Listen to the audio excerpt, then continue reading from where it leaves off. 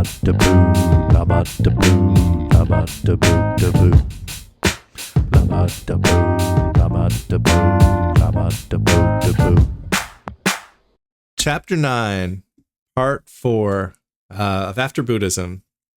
I'll read the first paragraph. The Noble Quest describes conditioned arising and nirvana, the two grounds of the Dharma that constituted Gautama's awakening, as being difficult to see, dudaso, and difficult to awaken to, dharana bodho. There are at least three different ways in which something could be difficult to see: as a topic that is intellectually hard to grasp, as a scene that is painful or upsetting to observe, and as an object that is obscured or hidden from view. Since Gautama describes his awakening as a radical shift in perspective from a place to a ground, the experience was more than just arriving at the solution to an intellectually challenging problem. It is true that Buddhist orthodoxies often present conditioned arising and nirvana as subtle and difficult concepts to grasp, yet their definitions in the Pali discourses are not that hard to understand. Conditioned arising boils down to the underlying principle of contingency, whereas nirvana is simply the ending for shorter or longer durations of reactivity. Any difficulty we might have in seeing or awakening to them is not primarily conceptual, but existential. And he goes on to say that the do prefix in each of these, dudaso and dharana bodho, is the same do as in another word that's familiar to us, which is dukkha, which can mean painful or suffering. So he makes the point here that it may be more accurate to say that it is painful to see or painful to awaken to. And another quote here is, conditioned arising entails that life is endlessly fluid, contingent, and unpredictable. Nirvana implies that in the absence of our default reactions, we find ourselves facing moral dilemmas that require us to risk a response that might make things worse. And this really resonated for me because there is always a bit of tension when we practice Dharma. We are moving upstream against habits and fixations on comfort and familiarity. And so I think you could almost argue that a lot of the major points of challenge and growth on the path are these pain points. They're encountering these points where it's like, oh, this isn't just, me breathing deeply and feeling better. This is like realizing like, oh, I actually have to let go of some stuff that I think keeps me safe, but is actually, according to the Dharma, the cause of my suffering. So there is this painful aspect. That one really resonated for me. Painful to see, painful to arise to. Because, and another reason I think that's helpful is just because I know for a lot of us, like we get really hung up on like, am I really understanding what ultimate truth is? Or am I really understanding nirvana? And it's like, yeah, you are. Like, it's not hard to get. The hard part is recognizing that it hurts to actually try to live in accord with those teachings. Yeah, for sure. It kind of makes everything a little bit more possible and approachable, really, because it's like saying, the issue is not really whether or not we're able to understand and bring the change about, but kind of more about whether we're willing to, which is like, it's like that's empowering ultimately, because it means that we can do it. It's like you said, like the sense that there's something that's really difficult to understand and you're never sure if you are. It's like, that's not quite it, Yeah. It's like, there could be like an element of that. There's some things about Dharma that are kind of subtle and difficult to grasp, but it's really more about like, are we willing to go through the sort of sometimes painful process? And let go of a lot of what defines who we think we are. And in contrast, Batchelor says, by contrast, to love, delight, and revel in one's place seems a more attractive option. And so it's just a reminder. It's scary when we consider how impermanent and how full of change are all the places we revel in. And recognizing that they could be gone at any moment. And it's not at all difficult to think about the ways that they could go away. Like when we allow ourselves to, there's, countless ways our comfort places can fall apart. And so, yeah, it's scary to consider that impermanent, ever-changing nature. And place here has somewhat of a metaphorical meaning, but just to highlight too how it's not necessarily a spatial term. I think place also refers to strategies. It's not just like a location we like to be, or a career path we like, or a group we like to consider or identify ourselves with. It's also the ways we react to situations, our tired old strategies. It's really scary to step outside of them. And that's another reason why I think this embodied approach of noticing how we feel before we act, and then maybe trying to act a different way, particularly in low stakes situation, is so important, because it's scary to step outside our routines. And so we need practice stepping outside our routines in low stakes situations as opposed to high stakes situations. Mm-hmm. Yeah, for sure. Kind of like just developing a muscle. Maybe it might be worth reading just this portion here. He's pointing out here the pain, the understandable pain and difficulty involved with like opening up to like this dharmic perspective.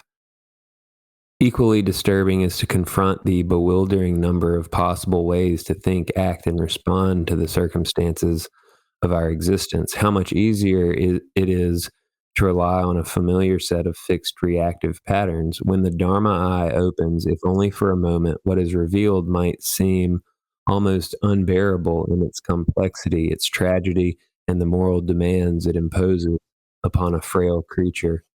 I feel like that's just kind of important to build on what you were saying about practicing in like low stakes situations, so that we just sort of start getting in the habit of being familiar, gaining familiarity with this view and acting from it. So then maybe, little by little, it starts to become a little bit less overwhelming because we're practicing getting comfortable in that space.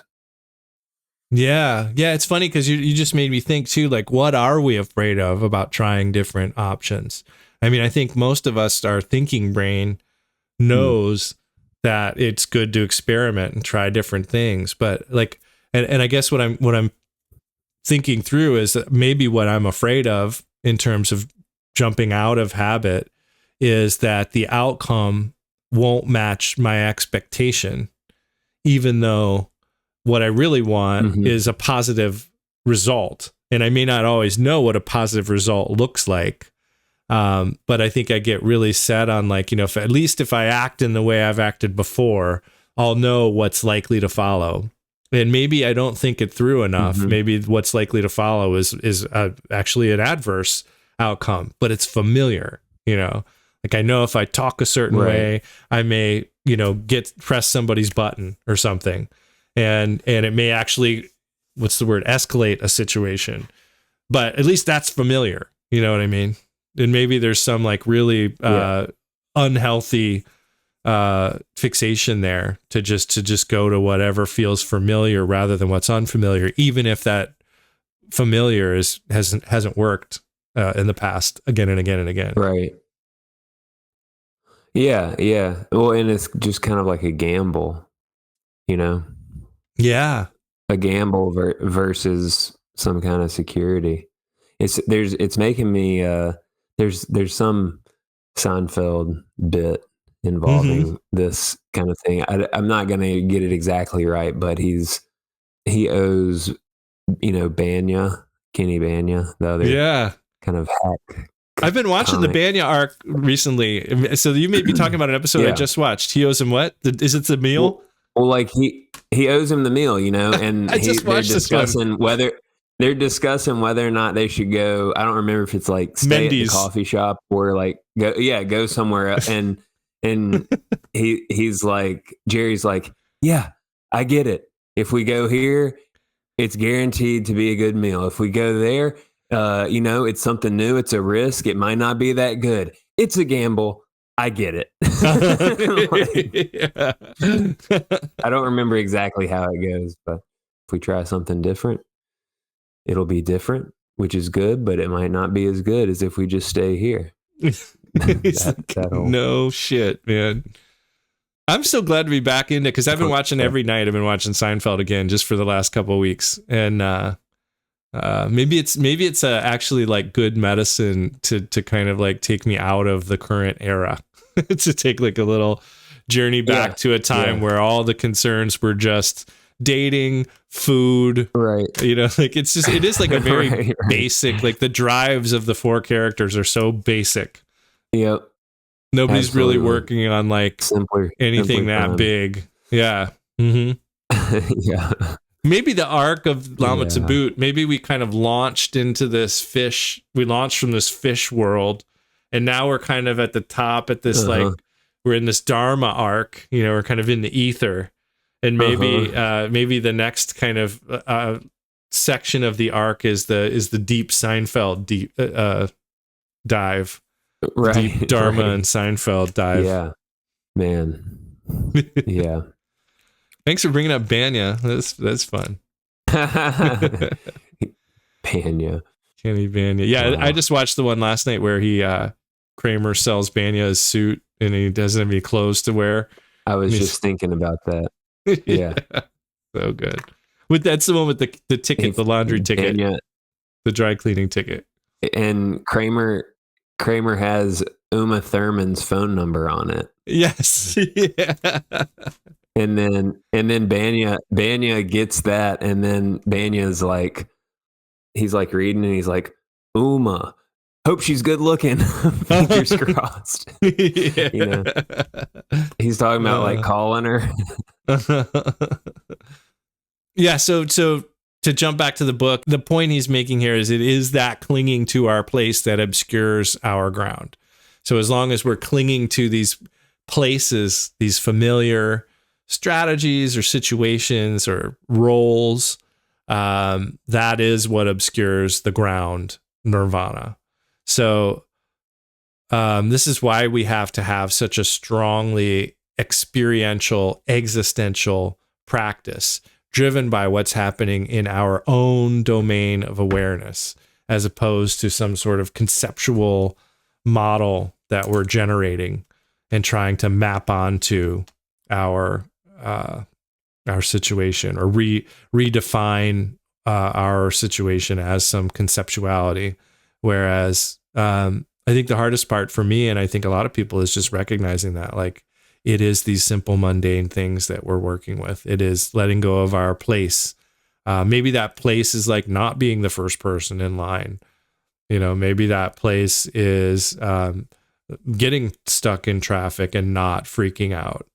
Maybe that place is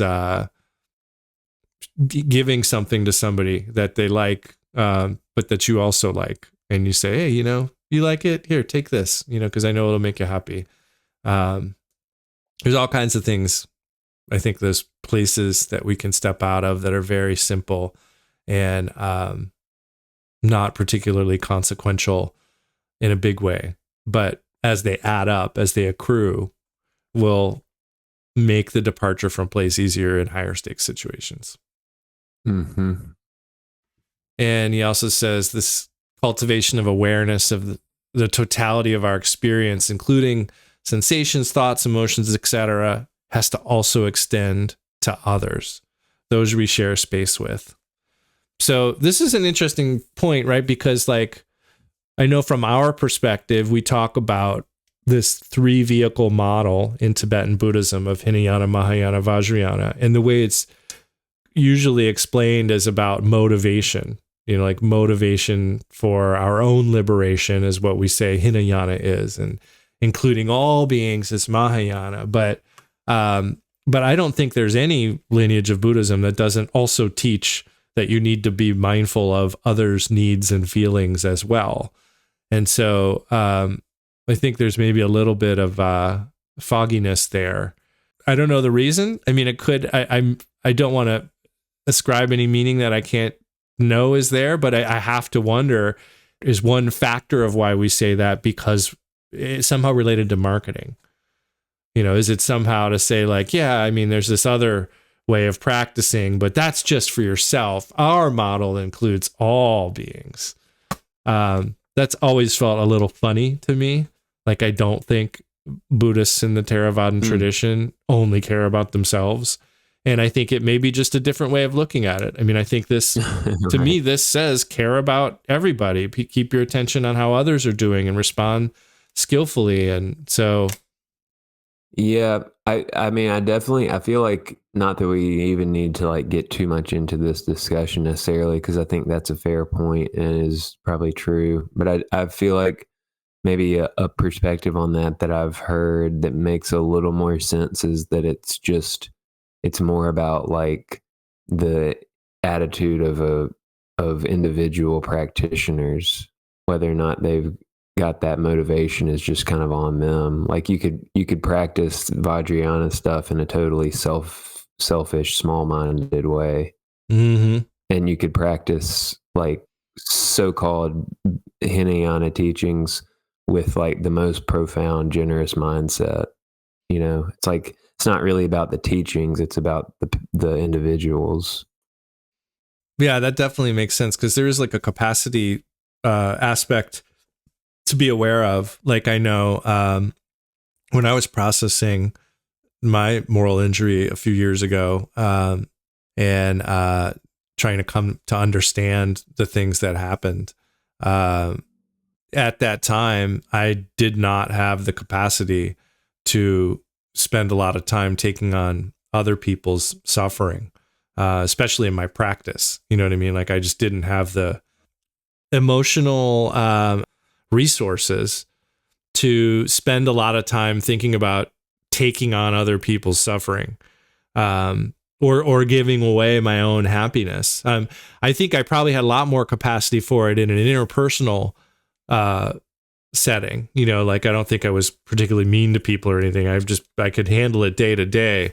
But in my practice, I needed a practice of metta at that point that would fit my needs better, was to do a practice of cultivating like sort of just the positive aspect of things, as opposed to like also taking other people's suffering. And so I think that maybe that's another way to think of like how we can move between the vehicles, if we think of it in that way. Sometimes when we're really overextended, then maybe we do need to do kind of practice just for ourselves.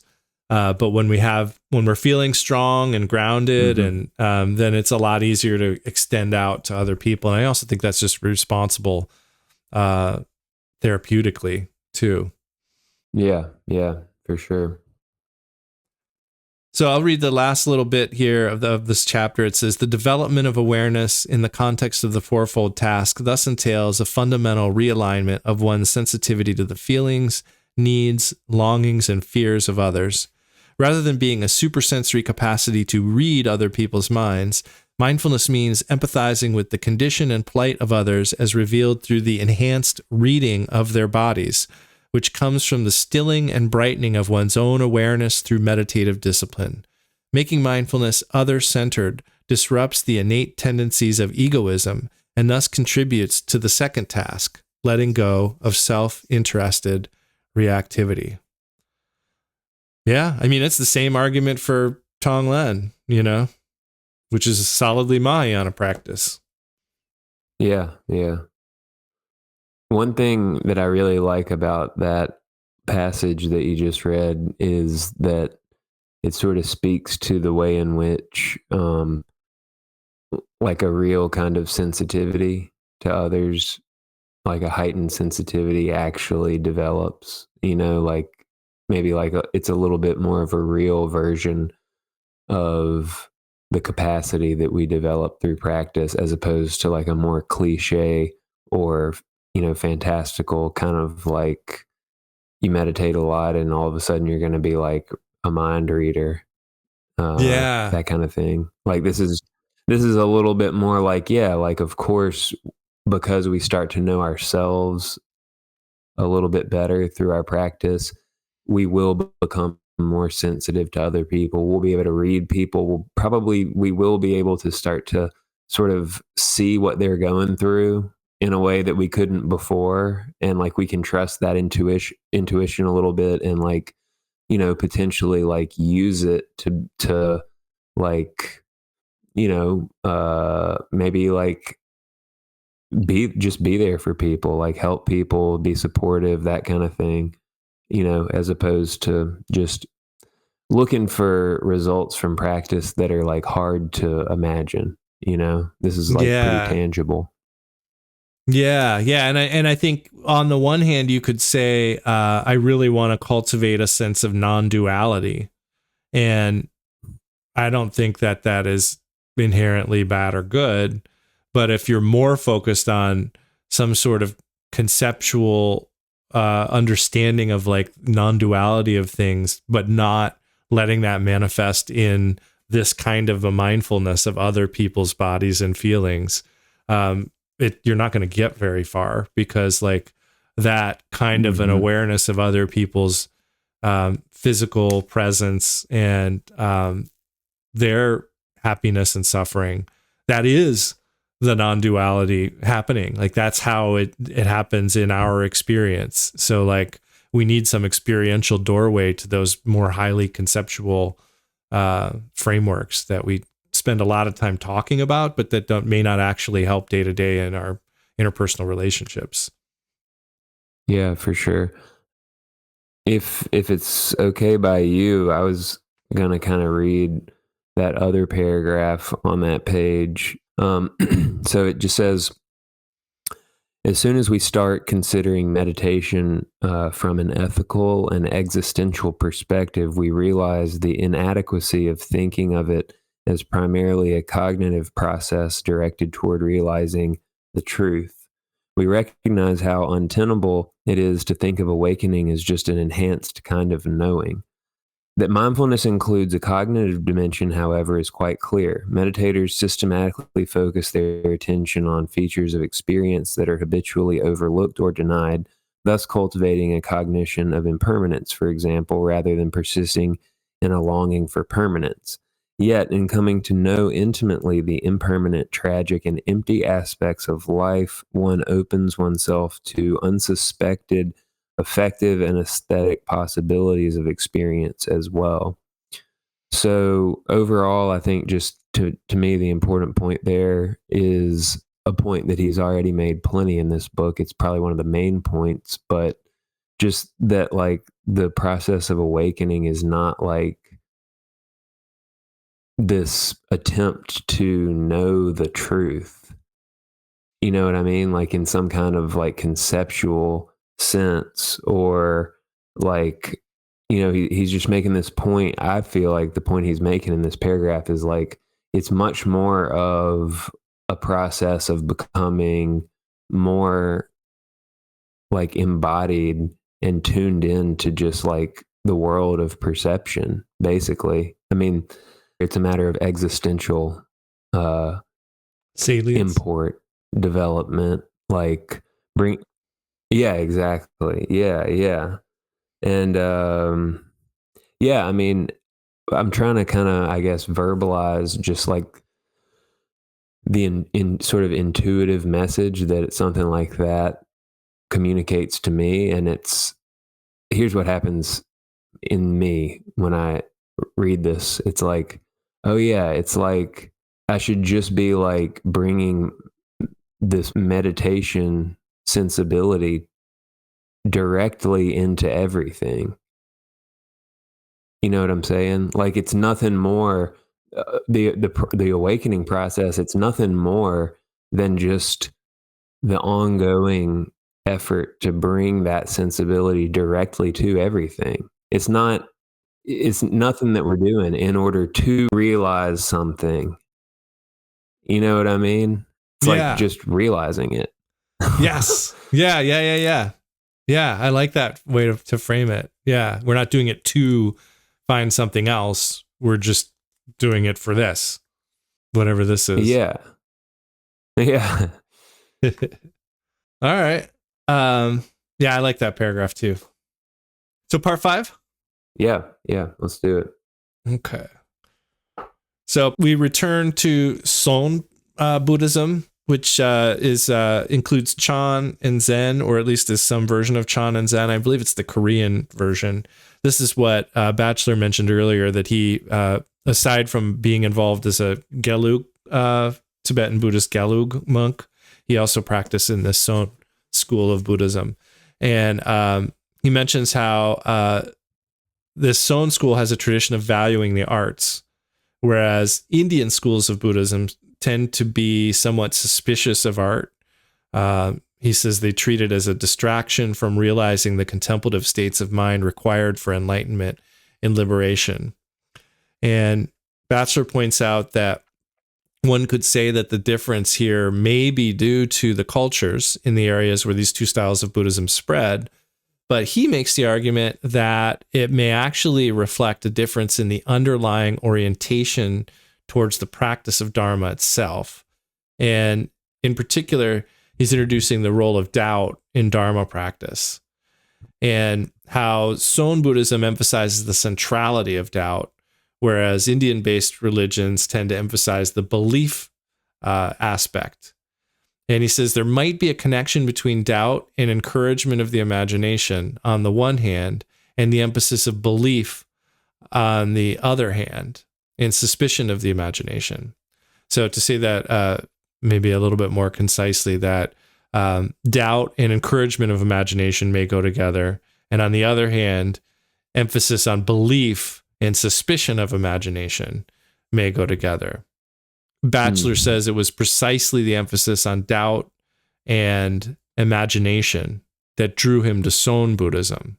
And I believe it was after Tibetan Buddhism. I think that was the order that he kind of practiced in. And so, I don't know, any thoughts just right up top on imagination and doubt? Oh, not really. I mean, I think that's a pretty interesting theory he's got there. I mean, I could see that.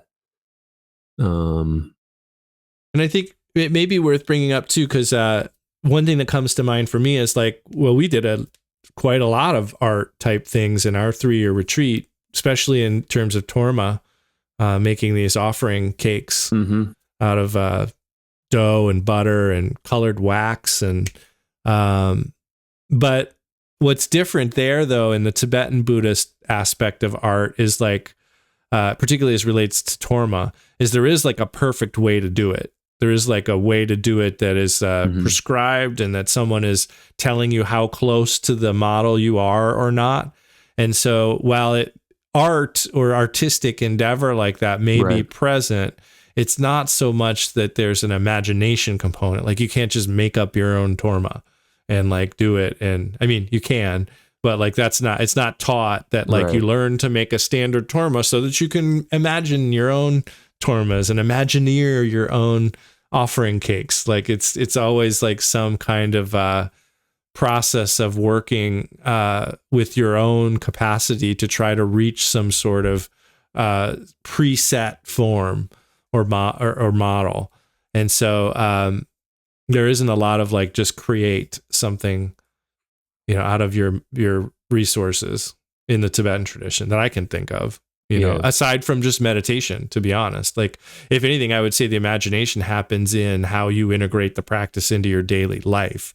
But there isn't a lot of encouragement to do that with music, or, I mean, another model for that is the music we would play in a retreat, and the lead instrument is cymbals. And like, we spent, probably the whole retreat getting feedback on how to make the cymbals ting correctly or, sizzle correctly. Like, so in everything, there was some, like, nobody was ever like, that was an awesome jam you made up during that puja. Like, that's not how it works. Yeah, true. Well, so all of this is to introduce the concept of Huadu. And he says the two ideas of doubt and encouragement of imagination come together in this concept of Huadu. And Huadu is introduced by Kusan Sunim as follows. In all four postures of walking, standing, sitting, and lying, in speaking and being silent, in activity and stillness, the doubt mass must appear clearly by itself. Doubt mass here is referring to that Huadu. If the doubt remains unalloyed and unobscured during all activity, the practice will ripen naturally. At that time, although we do not try to cut off mental fantasizing, it is naturally removed. And although we do not try to progress towards bodhi or awakening, naturally we progress and reach it. From then on, we can taste the rare flavor of Huadu. And he says the most widely practiced Huadu in modern Korea is the question, what is this? Which we heard, I think in the first chapter, he talked about that idea of like that ongoing question of what is this? What is this? And Huadu, he says, can also be described as like the gist of a textual practice or the gist of a koan. It's the essential meaning.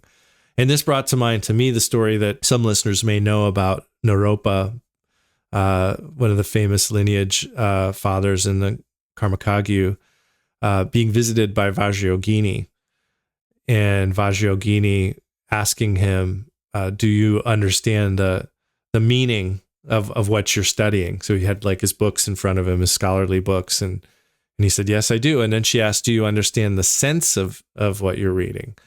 And he also said yes, but she then wept because he really didn't. He was just saying what he thought she wanted to hear, and he didn't actually have the gist of what he was reading. So I think that's a fair comparison to say that's that would be like the gist that she was asking about, is like getting at that Huadu. Yeah. And then we come to a parable. In this parable, Huirong traveled by foot from Mount Song in North China to Nanhuasi, a monastery in the far south of the country, to receive instruction in meditation from Huineng. This is the record of their first exchange. Huineng says, where have you come from? Huirong, I've come from Mount Song. Huineng, but what is this thing, and how did it get here?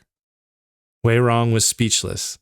Batchelor says, Huineng opens the exchange with a polite inquiry and then subverts it.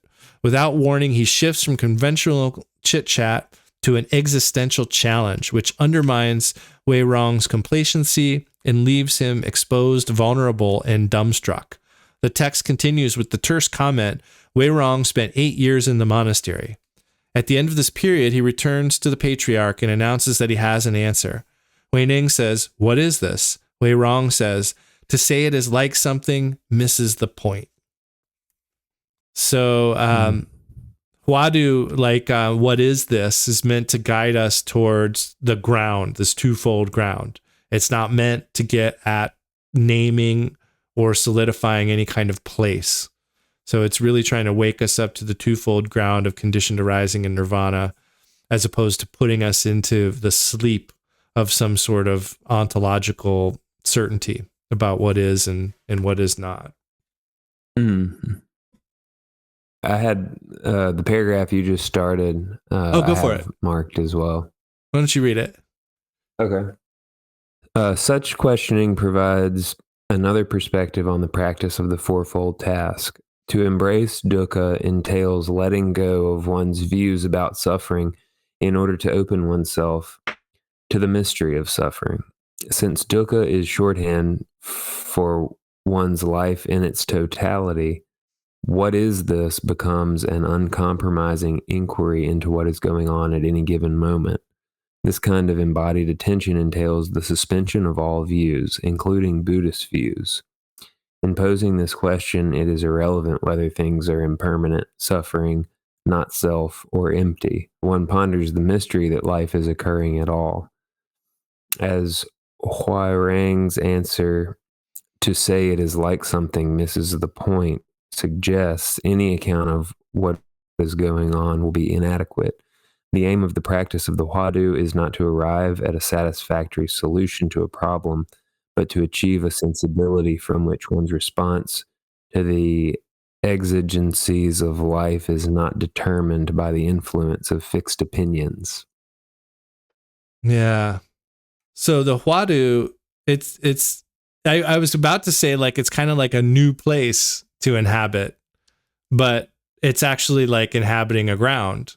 I think it's kind of like it really is drawing us to that, but it is maybe sensibility is a much better word than place here, because it is like a lens, I think, or not just a lens, but it's a way of approaching the world that keeps us in uncertainty and curiosity and continually questioning.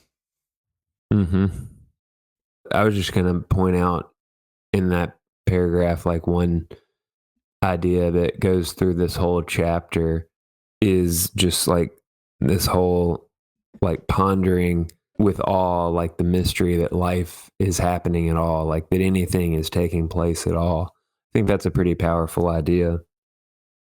Yeah, it is kind of amazing. I mean, and I think you can find this in nature and in interpersonal relationships and in the body, how this all works. I mean, there's so many places where you can connect with wonder and awe. And that's a whole other thing I haven't done a lot of reading about, but I know it's one of the emerging fields of science that's pretty interesting. It's just the science of awe and wonder. And I'm sure there's some connections here with what we're talking about. But Batchelor goes on to clarify that the Pali Canon does not give doubt the same kind of importance as Son Buddhism does. And he says the term doubt, which is vichichika, generally refers to one of the 5 hindrances. And I just want to point out, for no reason in particular, vichichika sounds like chika chika, choo, boom, boom. So that was kind of entertaining for me. Vichichika. Make you think of Ferris Bueller. So there is definitely encouragement to investigate in the Pali Canon, but the aim of that questioning is as he says, not to develop perplexity, but to impel one to achieve unambiguous, affirmative insight into life's impermanent, tragic, and not self nature. So it may encourage some investigation and questioning, but it's trying to get you to a certain place. It's not trying to get you to that sensibility of wonder and perplexity. Yeah. I feel like, so I've got a paragraph marked that I feel like just brings that point home. It says, the kind of doubt spoken of in Son is existential rather than epistemological in nature.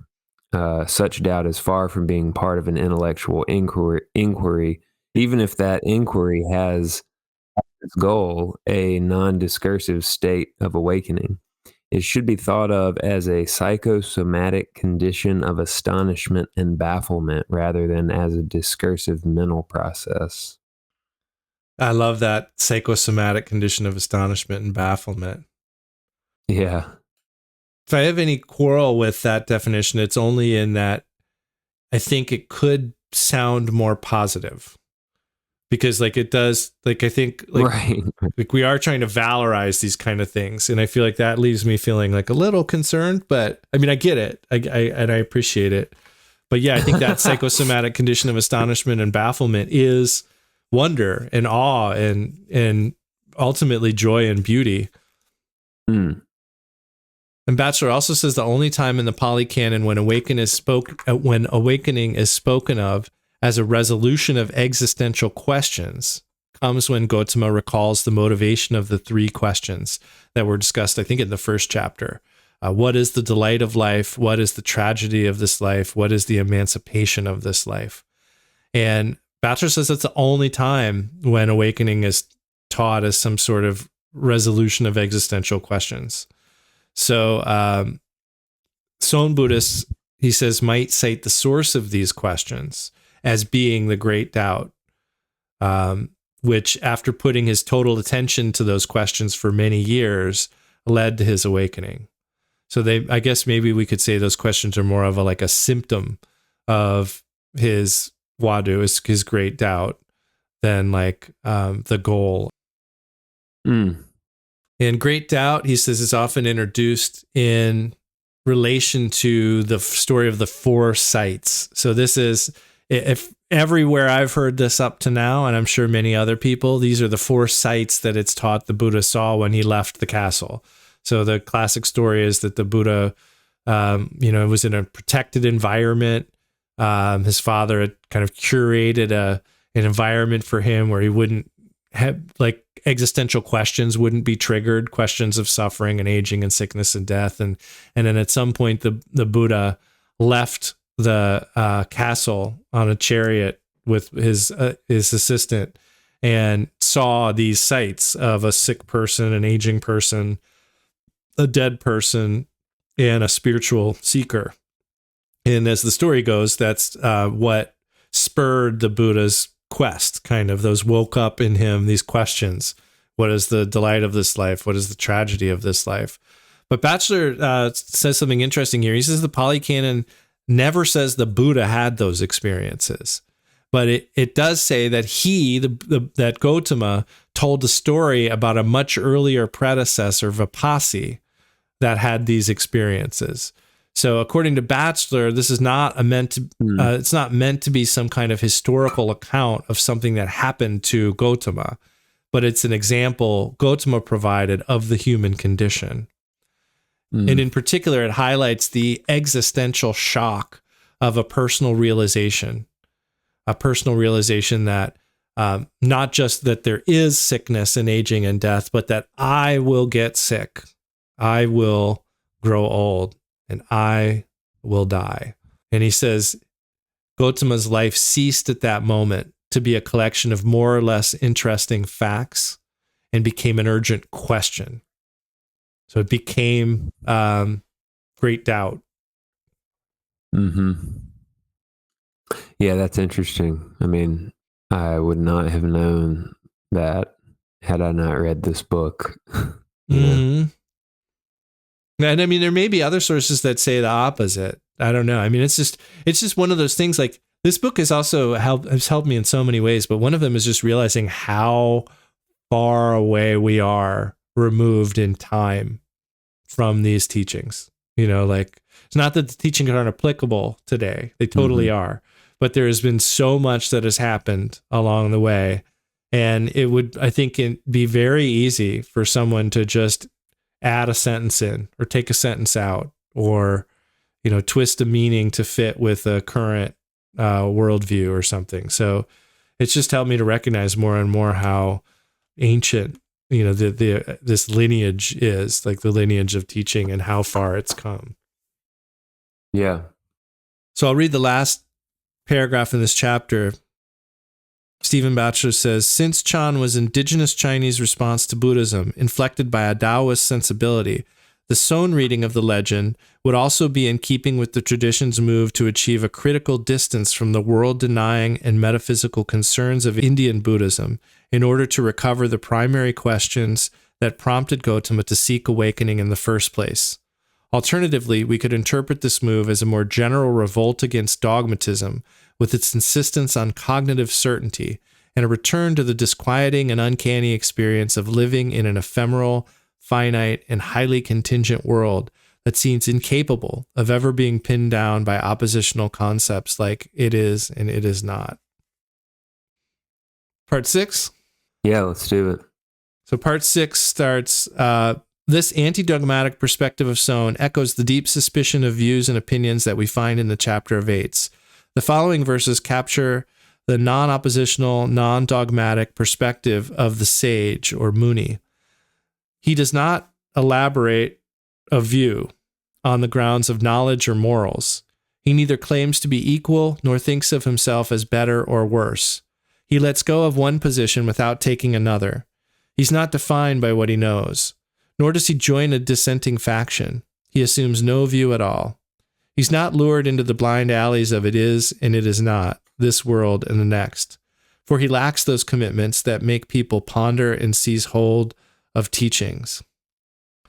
And the point being made here is that these don't sound like descriptions of some rarefied state or some departure from this existence, but instead they seem to point at an embodied way of living. here and now.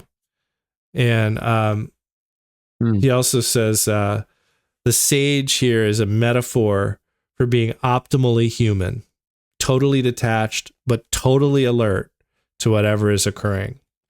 One who takes no issue with things, he says, sees what's before his eyes, is open to what is said, acts in tune with what he senses. Yeah, definitely. And then we come upon the true person of no rank. Yes. Concept. True person of no rank.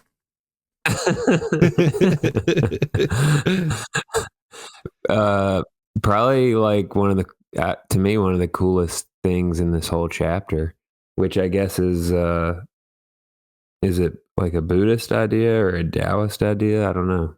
Linji Yishuan? I don't know. That's a good question. I mean, so it defines it on here by saying that true person of no rank means that such a person is no longer concerned about his or her place or standing in the world. This frees them to act spontaneously from their ground in ways that may be unconventional and shocking. In this case, Linji urges his followers to look, to behold the nirvanic freedom within them. The monk who hesitates to respond from this ground out of his reactive worry about what the right thing to say is or what others might think of him is dismissed as a dried up turd or toilet stick, depending on how one interprets the Chinese. I don't quite even know what a toilet stick is. What is that? I'm assuming it's to clean the toilet or maybe to flush. Yeah. But you toilet stick. But yeah, the reference there is to a parable he told a little earlier about trying to highlight to a monk this true person of no rank, and he kind of asked the true person of no rank to speak up, and the student got a little nervous about what to say, and Linji, who it turns out is a Chinese monk in the Chan school, Linji says, "True person of no rank, what a dried up piece of shit." So the dried up piece of shit is going to come back a couple times in this part as a metaphor for aridity, which came up in earlier chapters, in like the first chapter. Like the Buddha is free of aridity, this idea of like being dry and not mobile and agile and connected to his environment, fertile maybe. But in this case, we're thinking of aridity as a dried up turd or a toilet stick. And he goes on to say how freedom from it is and it is not hints at the great doubt we're discussing. So when we are able to kind of get out of this ontological framework, then we start to experience this great doubt. And Batchelor says human beings seem primed to prefer an answer, even a negative one, to resting in the disquieting perplexity of not knowing. And I think that alone is a mindful practice. I think that's a practice right there. What does it feel like when you want an answer, or can you just have no answer?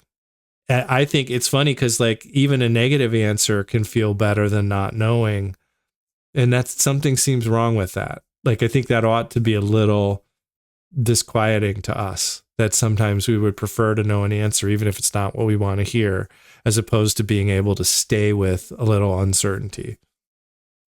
Mm-hmm. Yeah. Linji also says that if you want to be free to be born or die, to go or stay as one would put on or take off a garment, then you must understand right now that the person here listening to the Dharma has no form, no characteristics, no root, no beginning, no place he abides, yet he is vibrantly alive.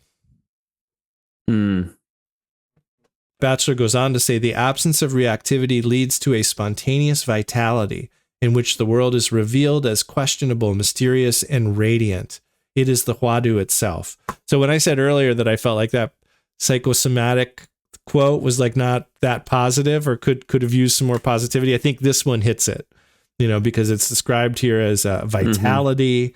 And while the world is questionable and mysterious, it's also radiant. And that is the Huadu itself. Yeah. And I think another way to think about this too is that the Huadu is like one of the phrases we use in Tibetan Buddhism about the three spheres. The Huadu is beyond the three spheres. It is beyond meditator, meditation, and meditated upon. It is, in fact, to be the totality of our experience. And Kusan Sunim, there's a quote from him in here too that says, "When going, the Huadu goes. When coming, the Huadu comes. When eating, the Huadu eats. When sleeping, the Huadu sleeps. Even when shitting, you must investigate earnestly, never letting the Huadu out of your mind to the point where it seems like the Huadu is shitting." A lot of poop talk in this chapter. Yeah. And then, so keeping on going there, it says, at this point, the Huadu ceases to be a purely subjective disposition of doubt, a question one poses in the privacy of one's mind. It embraces the totality of what is taking place at any given moment. The division between meditator, meditation, and what is meditated upon collapses. Instead, the totality of experience becomes the Huadu. As one rests in that vulnerable and centered space, life is revealed as profoundly unknowable and strange, but uncannily familiar. Deshan puts it like this: what is known as realizing the mystery is nothing but breaking through to grab an ordinary person's life. That's a great quote. What is known as realizing the mystery is nothing but breaking through to grab an ordinary person's life. Right. Yeah. I mean, that's like kind of profound stuff to contemplate. I mean, I suppose, the point there is that what we're talking about is truly ordinary. It's the most ordinary thing, an actual simple embodied life. Oddly, the thing that we're most afraid to actually have, I think, like we all want to write another story or be in another place or have another framework or accomplish another thing or experience another thing but just grabbing an ordinary person's life in a given moment can sometimes seem like the hardest thing to do. And Batchelor quotes another discourse here from the Tu Kachana Gota discourse. Gotama says, "Everything is the first dead end. Everything is not is the second dead end. The Tathagata reveals the Dharma from a center that avoids both dead ends. This center, Majjhima, is the emptiness of the Buddhist philosopher Nagarjuna, who cites Tu Kachana Gota as the source for his philosophy of the center, Madhyamaka. A person who dwells in such emptiness leads a balanced life that is open to the ineffability of experience and is constantly poised to respond to circumstances in ways not determined by any prior ideological or psycho-emotional convictions."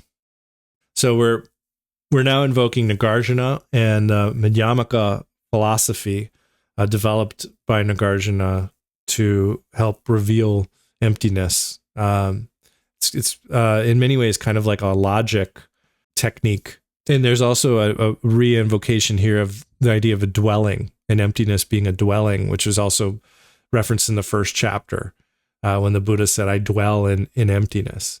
And so there's a sense of not just like emptiness being stasis or dissolution or something, but it's also a dwelling, a place where we might thrive and experience and act. And then the rest of this chapter gets at like a bunch of different views, even outside of the Buddhist tradition, that seem to refer to this great doubt. And he's pointing to some universality to this kind of doubt, something that is core in the human experience, regardless of our culture or tradition. It goes beyond particular teaching or religion and just gets to the heart of what we encounter as embodied beings. And he points this out through some quotes from the Rig Veda, which is Hindu scriptures, the teachings of Zhuangzi, one of the central Taoist teachers, some quotes from Greek teachers. And I want to read the one from Zhuangzi because this, I'll also highlight that I love the book of Zhuangzi. A lot of people have read Tao Te Ching, and the book of Zhuangzi is, to me, is kind of like the flip side of the Tao Te Ching, because it's just much more poetic and beautiful, and it's a lovely read. And I think in many ways gets more at the experiential aspect of all of this, because Tao Te Ching is also poetic, but it's not quite as like ephemeral, or like there's not, in the book of Zhuangzi, it's my experience was it's like hard to grab onto anything. And I like that, because like we say, Trungpa's teachings can be evocative, and Gautama's, when we talked about the heaps, his description of the heaps, like there's not, it's tough to grab onto them, but they give you some experience. I think Zhuangzi, the book of Zhuangzi, for me is like that. And so the quote that Batchelor shares here is the famous quote about the butterfly. And it goes, "Once Zhuangzi dreamt he was a butterfly flitting and fluttering around, happy with himself and doing as he pleased. He didn't know he was Zhuangzi. Suddenly he woke up, and there he was, solid and unmistakably Zhuangzi. But he didn't know if he was Zhuangzi, who had dreamt he was a butterfly, or a butterfly dreaming he was Zhuangzi. Between Zhuangzi and a butterfly, there must be some distinction. This is called the transformation of things."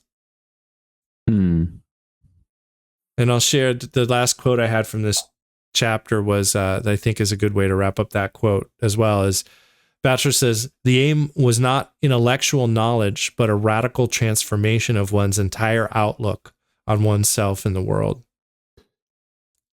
Part 7? Yeah. Yeah, let's do it. Okay, part 7 starts, "Meditation is an integral part of a caring/careful relationship to oneself and the world. As such, it forms a crucial dimension of each aspect of the fourfold task. It is involved in the cultivation of the eightfold path, which requires fully embracing the conditions of one's life, letting go of habitual reactivity, and beholding the ceasing of that reactivity. Such a meditative sensibility allows one to flourish by leading a life of ethical commitment, contemplative action, philosophical reflection, and aesthetic appreciation."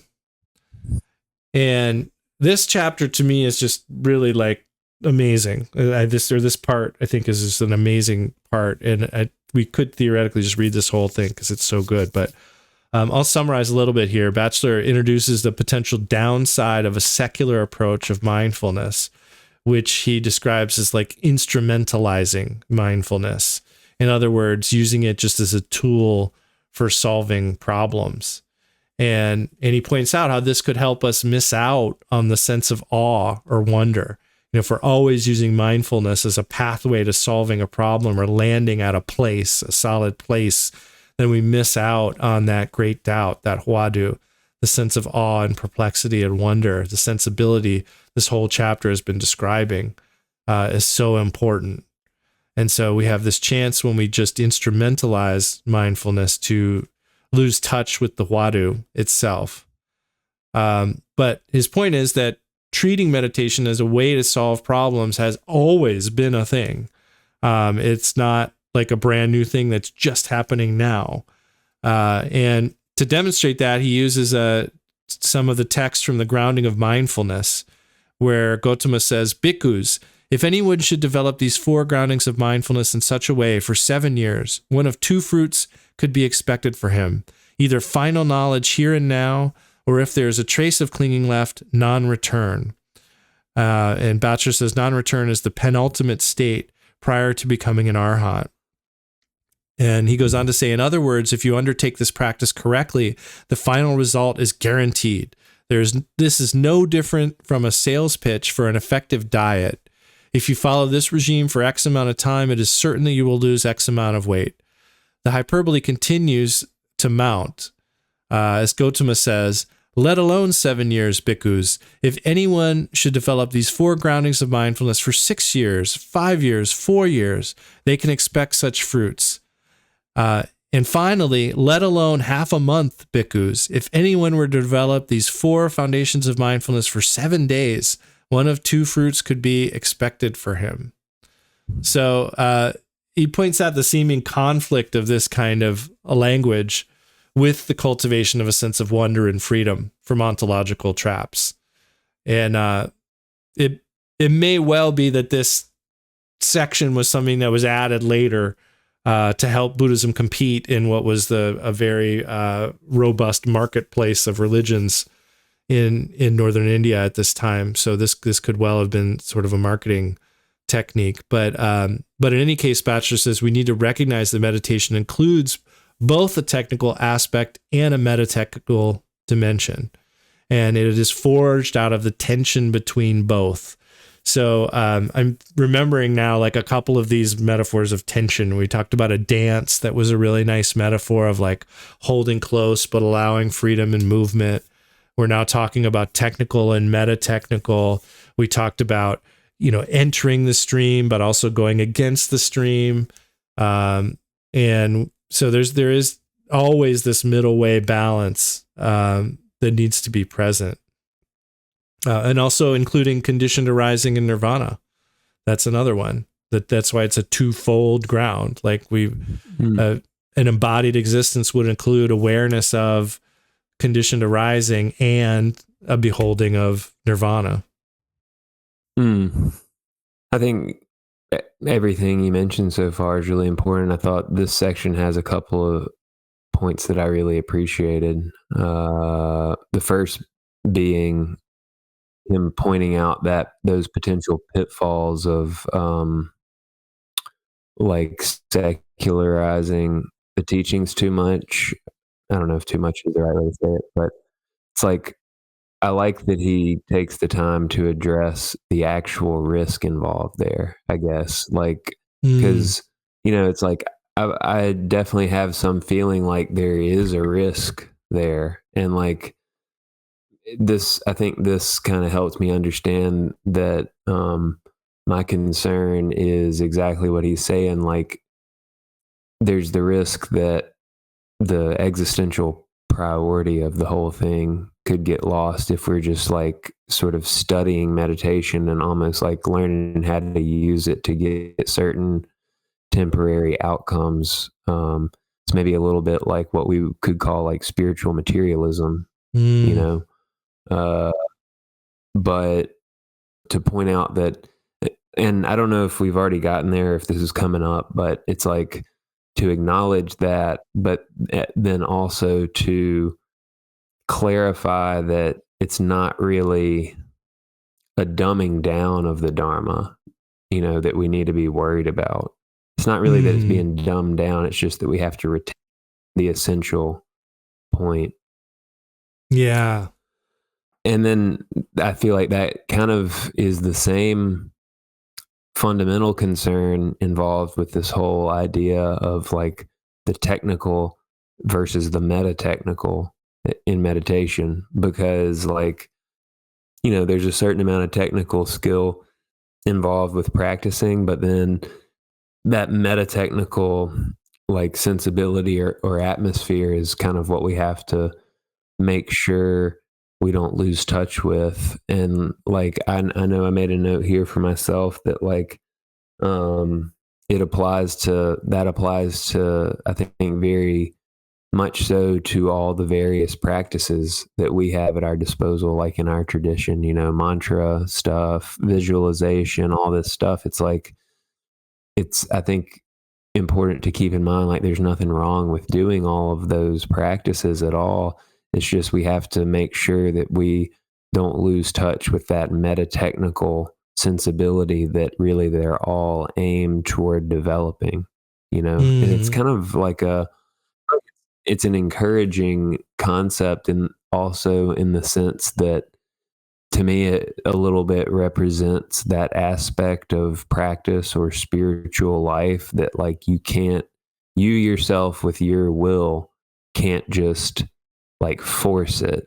sort of like the element of grace or something. You know, it's like you have to do what you can do, like we do our practice, and we practice mindfulness throughout the day, all this stuff. But then there's kind of just like this intangible element that we have to just allow to arise, which is just a beautiful thing.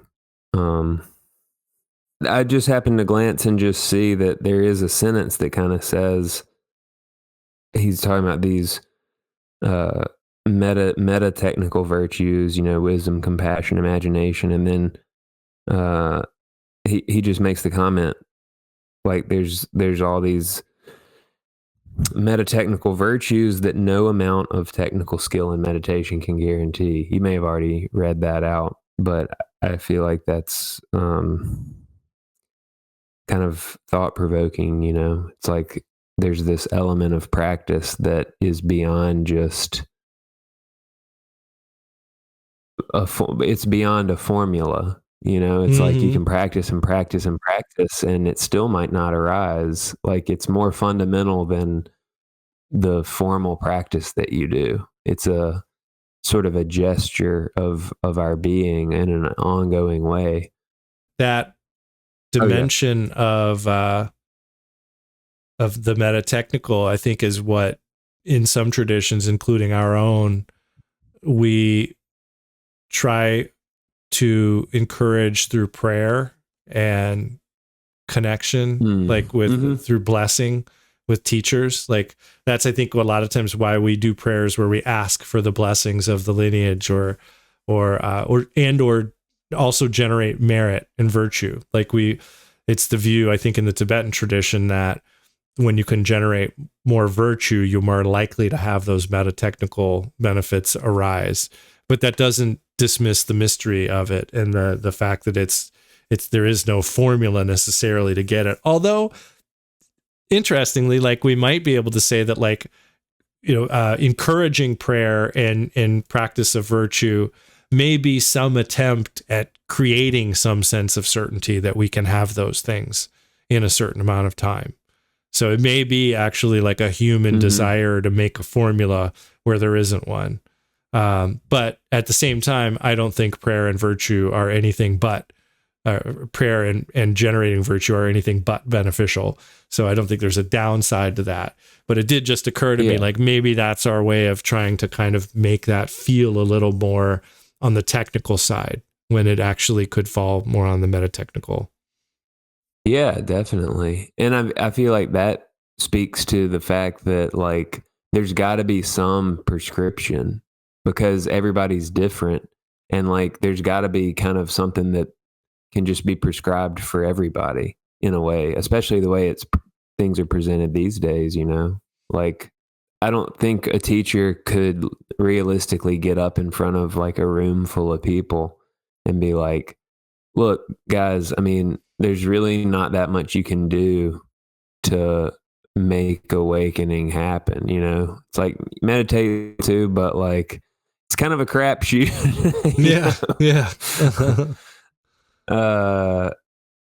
They're gonna be like, you know, here's some things you can do, and you should do it as much as you can. Basically, it's like very sensible. Yeah. Would you want to read that next paragraph? Sure. Yeah. Okay. So meditation is more usefully compared to the ongoing practice of an art than the development of a technical ability. Just as a painter or a musician needs to develop a certain range of technical skills in order to flourish as an accomplished artist, so a meditator needs to be adept at a number of technical skills to flourish as a practitioner of life. There will, in either case, be a spectrum of individuals ranging from those who are naturally gifted but technically incompetent to those who are technically competent but lacking in vision, spontaneity, and imagination. The aim of a fully realized practice of the Dharma is to find a balance between the two. Yeah. And I just want to jump on that practitioner of life phrase and also just the concept of practice. It's funny how we don't use that word that often. I mean, we'll talk about the practice of medicine, you know, like, so doctors have practices, which is funny that that's the one place we use it, because it's like the one thing that's like related to, like, in a lot of cases, life or death. So it's kind of ironic, I think, that we're open to saying like doctors are just practicing, you know, when they're like holding our life in their hands, right. you know, but we don't say that about much of anything else, including our approach to life. You know, like, it's not, I think before I got into meditation, I don't think I ever thought about my life as a practice. I take that back. I did, from playing music. And that's another thing where, like, but there it's still not as evolved as the idea of practicing medicine, because in music we practice usually alone or in the rehearsal room, and then we go out and we perform, and that's like considered like a separate thing. But like I never liked thinking of it as a separate thing. Like, I like to think of all of it as practice, because if I only practice a certain way and then I try to perform it perfectly with no exploration or no further attempts at growth, I felt like I was losing time.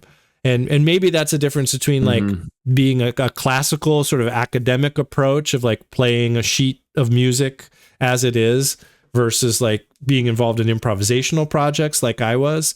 But it definitely occurred to me through playing music before I even got into meditation that like everything could be considered practice, and maybe should be.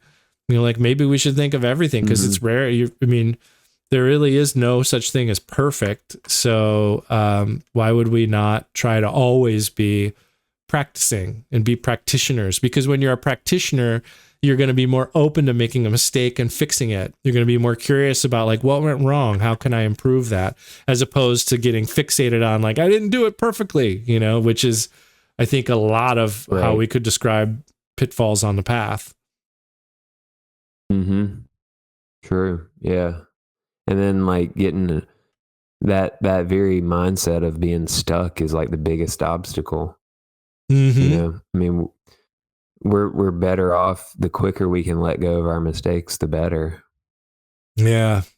So we go on with a little history here. You know, the Soan tradition itself came about as a revolt against the institutional and doctrinal formalism that had come to characterize much of Indian Buddhism, according to Batchelor. And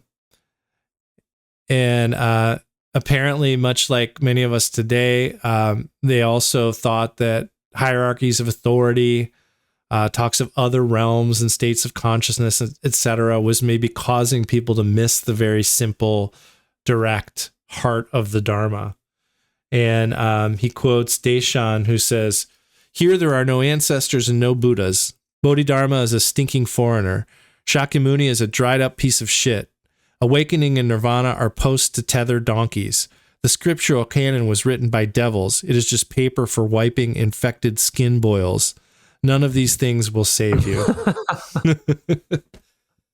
And I love that. And I want to point out, like I get it. Like, I obviously get their concerns here, but I also just want to point out a dynamic that I think is that I like about Dharma, is that for the most part, unless you're religiously fixated, I think a Dharma practitioner would not be offended by that paragraph. And I think that's a good indicator of like whether you're working with the Huadu or not. You know, like if you hear that paragraph and become deeply disturbed, you know, that someone would talk that way about the Buddha, you know, then I would encourage you to contemplate whether you are connected with your Huadu or not. I mean, just my thoughts there. But I know for me, you can't say anything to offend me about the Dharma, you know, because it's my practice, number one. You know, I'm happy to try that it benefits others as well, but it's my practice. I don't expect anybody else to believe what I believe. And ultimately, like, if I'm really connected with interdependence and the twofold ground, then this kind of a thing shouldn't injure me. You know, these kinds of talking about Buddha as a dried up piece of shit, or the canon as paper for wiping infected boils. Yeah. And I definitely want to read the last few paragraphs here. So do you have anything before we get into the last few? Do you want to maybe introduce the revolt that paragraph that talks about the Mahasiddhas? Yes, that makes sense. So he brings up like a sort of Buddhist revolt that was taking place in India around the same time as well, which we're pretty familiar with because it involves, the 84 Mahasiddhas, as they're called. Like, it involved like a rejection of monasticism and a recognition that the practice of the Dharma was entirely compatible with a life embedded in the everyday messiness of the world. The leaders of this revolt came to be known as the Mahasiddhas, and like their contemporaries in China, they lived unconventional lives and articulated their vision in poetry and song rather than densely argued prose. So, I mean, that's just interesting, I guess, to note that there's some precedent, and like Adam's about to pick up reading here, but that, I guess, the broader point is just that there've always been these kind of like revolutions, so to speak, against maybe the more rigid, institutionalized perspectives on the Dharma. And like, as we'll see with the end of this chapter, like, it may be the case that we're sort of in the beginning phases of one now. Yeah. And I think the idea of middle way always implies corrections. It always implies some kind of corrections. Mm-hmm. And like Judy Leaf, who was part of Trungpa's organization, I heard a great short podcast from her. I think they're called Dharma Thoughts or something. She's got a good podcast. They're always less than 10 minutes and very practical. But I remember she had a really great short episode about how meditation is always correcting. Like, it's always correcting for going a little bit too far this way or a little bit too far that way. And so Buddhism itself is, if it's going to be a middle way, is probably always going to be correcting a little bit according to imbalances. And that's a process that's been going on since the beginning. Yeah. So to close out with these last few really meaningful paragraphs, Stephen Batchelor says, a similar rupture with Buddhism's past may be underway today. As participants in this process, we will find it difficult to appreciate or even notice the broad historical currents of change as they unfold. A person committed in good faith to the preservation of a revered Asian form of Buddhism might well find that the tumult and pace of change threaten the very foundations of Buddhist tradition. The tide of secularization that has swept up mindfulness and turned it into a therapeutic technique is unlikely to subside. The tide need not be viewed as a threat. Rather, it is an extraordinary opportunity for the Dharma to be reimagined from the ground up in such a way that it speaks more clearly and directly to the condition of men and women confronting the challenges of today's world. An oft-heard complaint among traditional Buddhists is that the mindfulness movement is a dumbing down of the Dharma. This elitist objection fails to recognize that Buddhism has been dumbing itself down ever since it began. It is doubtful that those who condemn the mindfulness movement on such grounds would likewise condemn the practice of millions of Buddhists that consists in repeating over and over again the name of the mythical Buddha Amitabha or the title of the Lotus Sutra. Mindfulness is becoming the Om Mani Padme Hum of secular Buddhism. Instead of mumbling a mantra while spinning a prayer wheel and once a week going to the monastery to light butter lamps, modern practitioners may sit on a cushion for 20 minutes a day observing their breath, and once a week attending a sitting group in a friend's living room. In both cases, those involved may have little understanding of Buddhist philosophy or doctrine, but find these simple exercises rewarding in helping them live balanced and meaningful lives.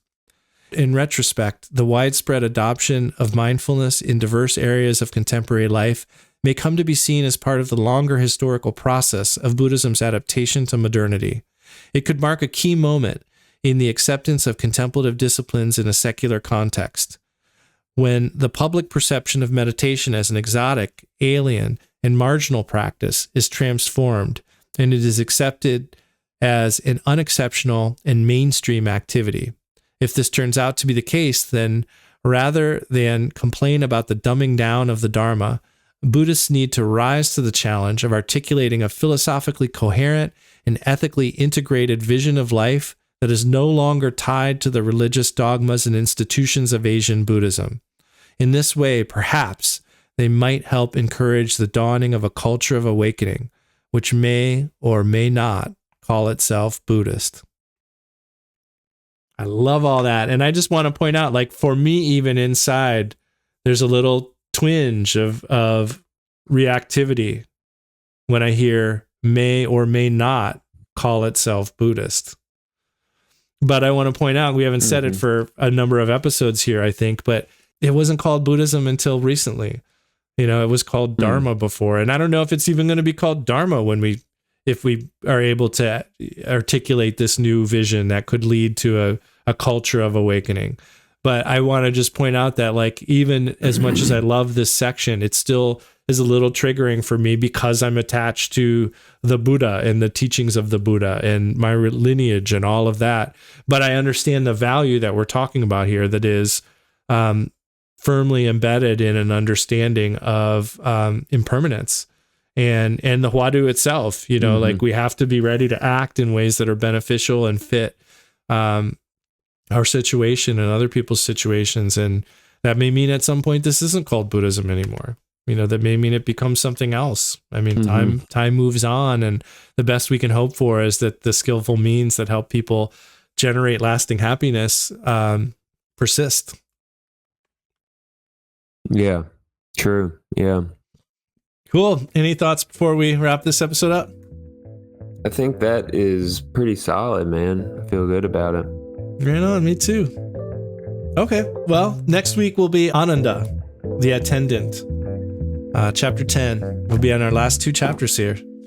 So I will just say before we wrap up too, I hope everyone is as interesting as all this is to think about. Be sure to try to apply this, you know, like, that's the most important thing. That's what I have to keep reminding myself. Like, I keep doing so much thinking about it. I have to remind myself to, like, connect this to my daily life experience. So I would just share that I hope everyone's doing some of that, fitting your capacities. For sure. See y'all soon. Peace.